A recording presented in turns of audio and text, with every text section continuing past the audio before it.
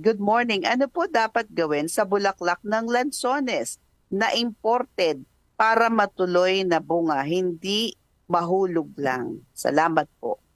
O, lansones imported. Ano yung imported na lansones? Yung longkong.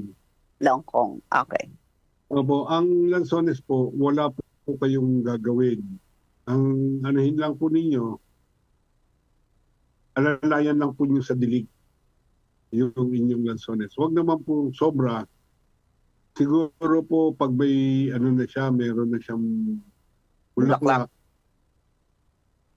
diligin nyo po once a week, okay na po sa kanya. Huwag araw-araw. Huwag araw-araw. Mas maganda na yung ano. Kasi ano naman, nakadirect sa lupa yan eh. Ano yan, may moisture na yung lupa. Masyado nang maano pag araw-araw. Bakit ba Baka i-abort pa nahuhulog? niya. Bakit ba nahuhulog ang bulaklak ng lansones, kuya? Ang ano po, ang lansones po kaya po nahuhulog yan minsan. Sobra pong taas ang nitrogen natin.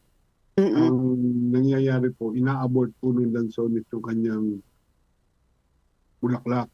Ang ano po niyan, ang style po kasi namin, dapat po, wala pang bulaklak ang lansones nyo, dinidiligan nyo na. Yung alam po ninyo yung season, 1 month before the season, o kaya po itong summer, alam naman po ninyong pag June, bumubulaklak ang lansones eh. May pa lang po, May pa lang.